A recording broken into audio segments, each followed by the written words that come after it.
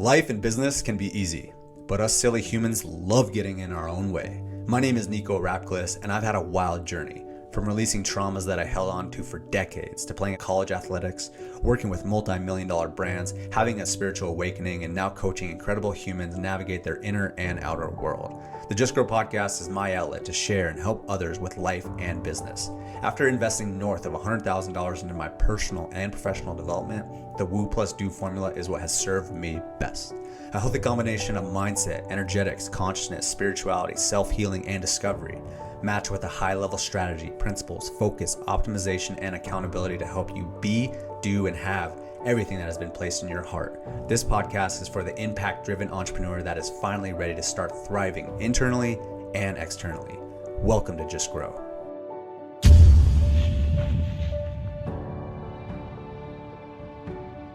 Yo, what's happening, my friends? Welcome to the Just Grow podcast. My name is Nico Rapklis. I am the host if you're new around these parts. So glad you made it to this particular episode. This is a very special episode with David Meltzer. And in fact, this is the second time we've had David on this podcast. It's really exciting. The first time we had him on, we actually went out to SoFi Stadium out in Los Angeles, where they had the Super Bowl a couple years ago. It was really special to start building a relationship with David and get to know him a little bit more. And then when he was in Phoenix, PR agency reached out and wanted us to have him on the podcast again. So that's what we did. Ended up able to hang out with him for the rest of the day. Went to a VIP dinner that he hosted. And so it was just an incredible experience. And it all started with this conversation where we talked about some incredible things. Obviously, a lot of people know his story about how he grew his real estate portfolio up to $100 million and then lost it all, and now he's gaining it back. And he's just one of the most incredible human beings, so tapped in spiritually within himself, but also just one of the most efficient, pragmatic human beings and business owners, and really prides himself on being a profit center for all the people that he works with, and just able to help them in so many different ways. So you're not going to want to miss a single second of this particular episode with the man, David Meltzer. Now, before we do jump in, I want to let you know about our next live podcast event. It's going to be on November 8th. You can go to justgrowpodcast.com. And then we also have our Skool community. If you want to join a group of entrepreneurs that are on their path to becoming the best version of themselves and create the businesses and the lives that they truly desire, go ahead and join us. We have over 800 members in there right now, quickly growing, and we're really excited to continue to grow it. And then also, if you want to learn our Woo and Do framework, we have a free video that explains the entire process. And if you want to dive a little bit further, we have a coaching program that's called the Accelerator, and it'll give you the opportunity to book a call if you want to talk more about that. But thank you for watching and listening to everything that I just shared right now. So let's dive into this podcast episode with David Meltzer. What's up, dude? What's going on, Nick? This is always a really cool experience because we don't have too many, but some people get invited on for a second time. Nice. It's like Saturday Night Live. I'm gonna get a robe and a pipe someday. That'll be good. Well, that'll be the third episode. Cool. But yeah, man, I really appreciate you. I learned so much from you last time. We got to sit down over at SoFi Stadium. That was such a cool experience. Yeah. And I've listened to that episode several times. I listened to it a couple times today, and it's interesting because we're talking about the reps, and I'm so big on that. Is how do you keep on just solidifying it deeper and deeper, and you learn so much more when you go deeper. And that's why I'm excited to jump in again. And I'm excited as well because you're not the same person. So it's not just that you have a greater understanding or go deeper and deeper. One of the things that most people don't know occur when you're repetitive in your studies, and that's why people read the Bible every day. I've read Think and Grow Rich. I've read Rich Dad, Poor Dad. I've read A Course in Miracles for 9 years in a row.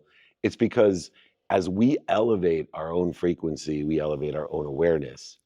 And so as we elevate our own awareness, we actually are seeing things differently. Right? We're giving different meaning to the interview that I did with you at SoFi, and now you'll give more meaning or different meaning to the interview today, but so will I. And so I encourage everyone, when you find something that resonates with you, and that doesn't just mean, by the way, one of my later epiphanies in life is I used to think, okay, I'm going to capture every lesson that resonates with me, meaning like a quote. I'm either humble or I'm about to be. That Mm-hmm. quote like hit me in my heart. You know those Wow. kind of quotes, right? Yeah, yeah. I'm like, that's my quote. That's my life. I'm either humble or I'm about to be. But what I've also learned is when something resonates with me to the negative, meaning when I listen to someone and I'm like, that is such a crock of shit. Mm, Or, like, and for me, spirituality was like that. I would laugh at my wife. yeah. Meditations for people that are broke, sick, and high on their mom's couch, dreaming about what you want. If you want to get what you want, you got to go get it. You can't meditate. But that always resonated with me to the negative. Mm, And so what I've learned is if something doesn't resonate with you, positive or negative, let it go. But if it like is Tabasco in a wound, you're obligated, in my opinion, to learn more about it to see why. And what you'll find is what you resist persists. yeah. What actually is Tabasco in a wound will help you more in a divine detour than the things that just seem to be comfortable, or even the things like you're either humble or you're about to be that Yeah. resonate to the positive. Yeah, it's pain can move you so much. Yeah. I've just continued to realize that more and more. And the minute you think you're out of it, the second it comes back. Yeah. And like, I definitely want to jump into some of the things that we talked about even deeper last time, because over the last couple of years, I've been sharing our conversation just in the midst of other people's conversations about how it helped me so much. Specifically, like asking, that was huge for me. Good. But the other one that was really profound, you said, I'm curious if you actually found this out because you said, I want to invent the egoectomy. Yeah. I said, I wish I could invent the Yeah. egoectomy. So I've actually evolved. I'm certain right now that I can't remove my ego Hmm. because the ego creates a reaction to fear. Fear is omnipresent because fear exists from genetic and energetic inheritances. Mm. And so it pre-exists fear before we're even born. And so fears are created before we're born in an energy and genetics, but then you get traumas, other fears, exacerbated or accelerated from being in the womb, from being an infant, from being a toddler, from being a teenager, a teenager, 20s, 30s, 40s. And as I'm finding out, there's a lot of trauma in your 50s as well. Wait, you're only in 40s, right? Yeah, I wish. 56, baby. And I'm married now to a 56-year-old. Her birthday was yesterday. Oh, So happy I birthday. told her, I go, you're the oldest woman I've ever slept with. Not probably giving too much information. So after you puked in your mouth, I'll go back to answering the question. More importantly, though, when we're trying to grow in that respect, the pain or the trauma creates the ego, which reacts to fear. So what I've realized is the reaction to fear is instant and obvious. So Hmm. let me give you an example. When you're pissed off, you don't need a therapist to tell you you're pissed off. You might need one to try to figure out why you keep getting pissed off or depressed or offended or guilty or resentful or separate or inferior or superior. You see, those are all reactions to the fear. So where I've evolved in the egoectomy campaign is that I'm away from trying to remove the ego, but instead I've used my friend, time, the dependent variable of all matter, subjective and objective matter. I use time to practice saying, you know what I'm going to do? I'm not going to worry about why I'm afraid. It could be from lifetimes, it could be from the womb, could be from my 21-year-old trauma. I don't care. Now, what I do is say, I'm pissed off. How fast can I not be pissed off? Hmm. Because being pissed off is the interference between me and my divine direction, and it slows down divine time, Hmm. and it creates more divine detours. Like you said, the pain keeps on coming. But if I take this perspective, it enhances and aggregates the purpose of my life. And I know one thing, if my purpose is greater than the pain, I'm not going to stop. It's Exactly. when the pain is greater than my purpose that I consider quitting. And then I have to regenerate all of the inspiration, intuition, intelligence that I have in order to incorporate or infuse more value into my purpose. For the sake of what am I pissed off? And Yeah. for the sake of where do I want to live or exist in a divine direction? Whew, mic drop. That was good. Good question. Uh, well, on top of that, coming back to what we were talking about before with time, is what would you say to someone that wants to extenuate their time or like get more reps with the time that they have? That's a great question. And you and I have spoken about I beat people with time Yeah, and not necessarily with skills or because knowledge. it's the There's ultimate people, equalizer. yeah, it's the ultimate equalizer because, let's just talk about sales skills.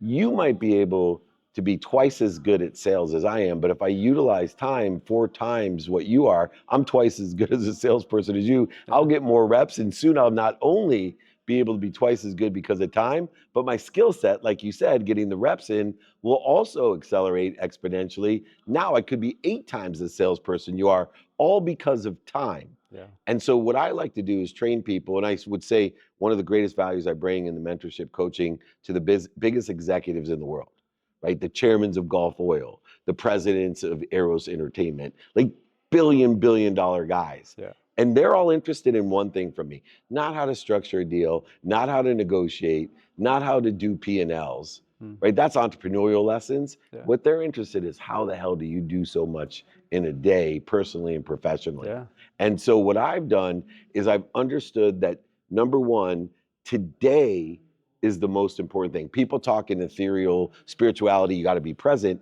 I actually talk in the quantitative. You're guaranteed 24 hours a day. What are you going to do with it? And you're guaranteed 24 hours every day, except for the last day of your life. Lucky ones will be cheated seconds, then more luck, less lucky minutes, and then hours. mm, Everybody's guaranteed 24 hours a day except for the last day of their life. So what are you going to do with it? And so I break down time in that 24-hour framework because it's consistent to every human being on earth. It's regulated by math, the speed of a particle of light that leaves the sun and hits the earth. It is congruent with everyone on earth. So now I'm playing on the same field as everyone else, personally and professionally. And so, using analogously the sales example, is if I can use time twice as productively, twice as accessibly, and twice as graciously, meaning I find light, love, and lessons faster, mm, that it doesn't matter what level or where my basement of skills and knowledge are. And so by utilizing time in the framework of 24 hours, we have negotiables and non-negotiables. mm, Why? Because non-negotiables is actually the backbone or the reason why people don't understand why the simple things to do in your life, like saying thank you, are simple not to do. I'll tell you why. Because things are simple to do one time. Sometimes they're almost impossible to do every day, mm, including something that's free and takes zero point 0.1 seconds, which is saying thank you. I took 9 months before I could say thank you every single day for 30 straight days. And it's a simple thing. But understanding that 2 minutes a day of non-negotiable time is worth 2 hours on a Saturday, one time, in its productivity, accessibility, and gratitude. So I put a minimum amount of time on what's non-negotiable in my life. One, sleep. So I give 7 hours minimum of sleep. I get a sleep coach, so I'm even better at it. Have had a sleep coach for over 17 years. wow, That's how I travel 200 days a year around the world and have more energy or appear to have more energy than people half my age in better shape than I am. Two, my family, non-negotiable. mhm, Minimum of time with my wife, probably why I'm married 27 years happily. Minimum amount of an hour with my 14-year-old son. Minimum of 2 minutes a day with my 3 daughters, who are 25, 23, and 20. Now, people laugh, like, you only spend 2 minutes a day with your 20-year-old daughter? I'm like, yes, I asked for 5.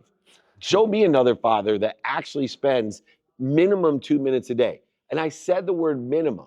mm, That doesn't mean that she doesn't want to hang out with me when she comes home from Wisconsin and we go to the beach or go to a concert and spend a whole day together. It just means that when she's in sorority and doesn't want to talk to her dad, she's committed to 2 minutes with me via FaceTime. wow, And so that 2 minutes, though, aggregates, accelerates, and compounds exponentially outcomes that are aligned with where I want to be or better. Then I study time and I do all finance and faith.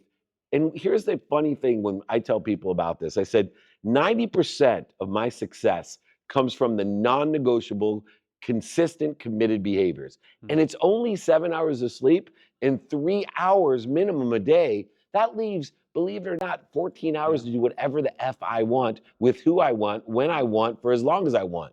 And in the variant behaviors, like this interview is a variant behavior, okay, these create 10% of my success, but it would be impossible to do the non-negotiable things every day if I didn't get to do this, because this is not counterintuitive or counter human nature. This is enjoyable in itself. When you do different things, you have different meals, try different things. That's fun.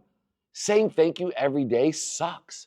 It's against human nature. So if you're able to commit to the consistent behavior, but create variances all within the productivity, accessibility, and gratitude lenses, you now can actually bend time, or what I call exponentially create more time. My 24 hours a day are exponential comparatively to anyone else's.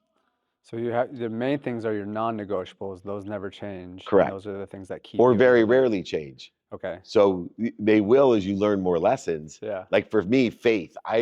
Took me years to make faith a non-negotiable of mine, where I spend a minimum of time studying about my faith. And the reason is I always thought wisdom would shorten the distance of resistance in my life. But what I've learned is it's wisdom and faith that shorten the distance of resistance. And faith is the determining factor, because I believe that everyone needs to believe. I don't care what religion, philosophies, theories, spirituality that you align with. If you don't believe in something bigger than you, that knows everything and is all powerful and loves you, protects you, and promotes you more than your mom, when pain occurs in your life, you're going to quit. You're going to think you're punished. But if you have faith, then you'll understand that when things happen that we don't know or understand, like when I lost over $100 million, had to ask my mom to move out of her house, which was the only reason I wanted to be rich, that I actually knew that I was being promoted, protected, and loved.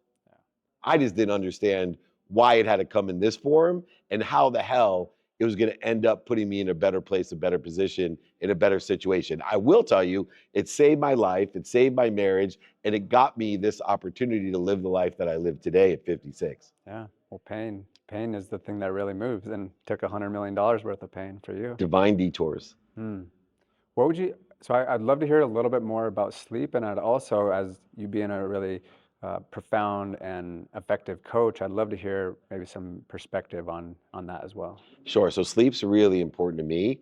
Sleep's misunderstood. How do I know it's misunderstood? Because the majority of people on earth go to bed at night and wake up more tired in the morning. That'd be like you and I going to my VIP dinner, which is over the top food, and having a 6-course meal, and all 120 people at the dinner leave going, damn, I'm starving. Yeah. That doesn't make any sense. No. But literally, ask how many people wake up tired. It Yeah. doesn't make sense to me. So for me, people don't understand the purpose of sleep. Purpose of sleep is two. One, to recover. Everyone obviously knows the better you recover, the better you perform. Yeah. That's obvious. But what they don't understand is access. See, sleep's not only recovery, it's accessing information from our source to become a greater resource. Yeah. So I'm accessing information to utilize tomorrow by getting the proper sleep. And so I need a mentor to do so, because a third of my life is spent sleeping. I actually not only can increase my time in productivity, accessibility, and gratitude, but also through recovery and access, have a greater statistical success in the activities Yeah. of the 24 hours of the next day. One of the key components, because people are going to be begging me, one, have an unwinding routine. Put yourself in a position, kind of like you warm up before a football game, so you perform better. Put yourself in a position to perform better in sleep by unwinding. No negative energy, no caffeine, no drugs, no alcohol, no heavy exercise within 2 hours of when you're going to fall asleep. These are biochemical proven systems in order to effectuate putting yourself in this position. 67 degrees, cooler temperatures, have the right pillow, the right blankets, the right bed that allows you to hit REM faster so you can recover and access more information. So all of these little tips of, now I use a mentor because I travel so much and I need to know when to eat, how to cheat time on sleep sometimes to make sure that I get a minimum amount of time and can make up for it in other ways. Make sure my positioning is correct. So when is it necessary to buy a bed or a bedroom when I travel on a plane? And when is it not necessary that I can stay up and work and not affect my access or my recovery? Now, mentorship, I mentor most people for free. I've been doing free Friday trainings for almost 25 years. I do free IG lives. Ask me anything. Everything here at Aspire, look, I could, if I wanted to, keynote any one of these stages. I don't want to. I like to be out and ask me anything. I do the VIP lunch. I like to answer what people are listening for. I don't want them to listen to me anymore. If you want to listen to me, I have more content out there than anyone. There's plenty of Dave Meltzer to listen to.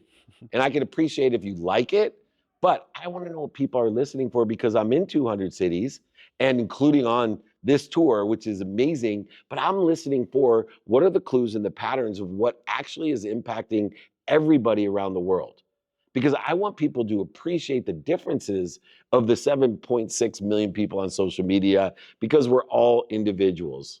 Too many people are trying to be the same. They talk about equity and diversity and inclusion.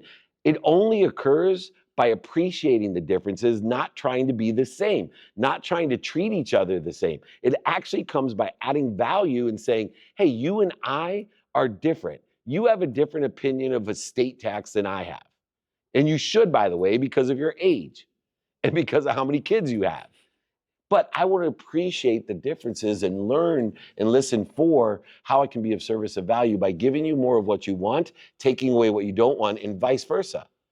I want you to appreciate what I believe in my circumstance and who I am today, and then we are one by the appreciation or adding value. So in my coaching, most of it is free. I have a groups that meet on Monday virtually. So we have thousands of people that come and can ask me anything in that. Then we also have networking because we help each other. And then I go to the more intimate, proximate things that actually cost money, which is one-on-one, hundreds of people on a wait list. And I predetermine who comes off the wait list, not by who's first, by who can help more people. That's how I choose who to work with. Then I have a corporate consulting business, which is the philanthropist pimp of me. Look, pimp me out, straight out, hire me as a CEO or chairman. I will make you hundreds of millions or even over $1 billion because companies are so big today that I actually guarantee. Marshall Goldsmith was my mentor in coaching, and he went into Ford, used to coach the chairman of Ford. And basically they said, what do you pay? He's like, you tell me at the end of the year. And so I use that mechanism in the big corporations because I can let them do the math and I get paid way more than telling them I'm 20 grand a month as a consultant. Right. Wow. Because it's like you're focused on results. Yeah, so everything I do is guaranteed. So even in the group coaching, month to month and guaranteed. And it's not guaranteed subjective value because I'm a overseller still. I can juice people up. They're going to feel great and be like, oh my God, that was amazing. I'm talking about profit center. If you're going to be coached by me, I'm a profit center. I am someone, you're going to give me $100, you're going to guarantee to make 200, or you get your money back. And I don't lock you in. Anyone that wants mentorship, I highly, I'm a big fan of mentorship. All these guys here are great mentors, but if they're going to lock you in for a certain amount of time and not guarantee some quantitative result, then you have to rethink what you're doing. Because why wouldn't you want a quantitative guarantee if you're getting a coach that says, look, I can change your life?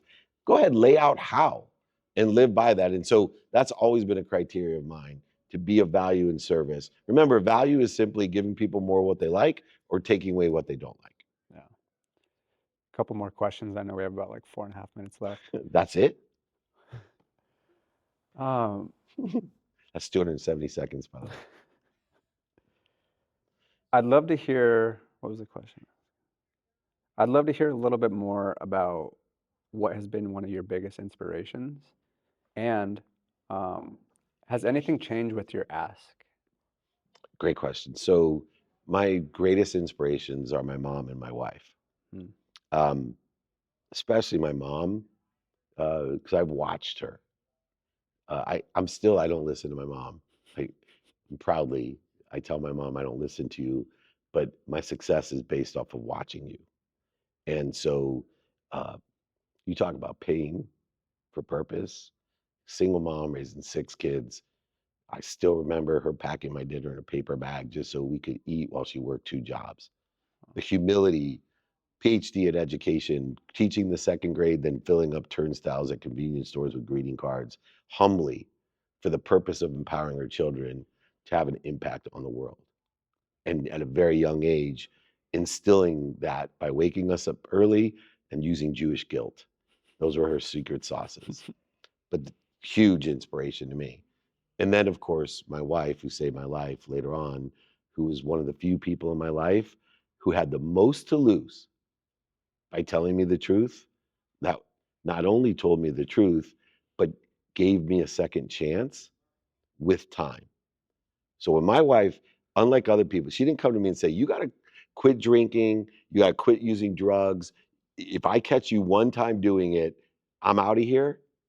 She said, I need to see you intentionally try to stop partying so much, drinking, using drugs. I need you to try to be a better husband. I need to see progress. Mm. If I don't see progress, I'm going to leave. If I don't see you with your intention, because I married you because you were the kind of guy that had a desire that he must be what he can be. And if you put your intention on it, I know we're going to have the best marriage ever. You're going to be the best dad ever. And you're going to live a long time and help a lot of people. That was inspiring to me. That was that catalyst for me. And my ask has changed. Okay. So my ask used to be, may God put at least 10 people a day in front of me that I can help. And now it's changed to, may God put at least 10 people in front of me I can help each day. And may God put at least 10 people in front of me that can help me. And that's a big change that most people, and I see it as a complete confirmation of my faith. And let me give you the example. Most people say they believe in more than enough and they're abundant and not scarce. Mm. But it's not true, because if you believe like I do there's more than enough, imagine tonight at our VIP dinner, we're sitting at the same table, and let's just say there's 4 people, and they serve us 100 steaks to our table. Would you feel bad about asking for a second steak? Would you feel bad about giving 2 steaks to the table next door? Of course not, because you have faith beyond believability. There's more than enough steak for all 4 of us. Mm-hmm. I believe that's true about everything for everyone. And so for me, when I'm like, oh, money, I want more of it. Because there's all of it in front of us, more than enough. I'll give it away. I'll ask for more so I can give more. I'm giving more. I receive more. I ask for more than more. Now I'm giving more than more, being given more than more, receiving more than more, asking more than more than more. Instead of people feeling guilty and resentful and not worthy of asking for more, so they're sitting there like me going, God, just put 10 people in front. I'm so blessed with everything I have already. I have enough. And so I just want more people to help. And so I start giving away everything I have and asking for less back. If you give more and ask for less, eventually you end up with nothing. It's a zero-sum game. Mm. I'm not ending up at 80 years old in a zero-sum game. I'm going to end up with more than enough of everything for everyone, because I have changed my ask to ask for more, not just ask to help more.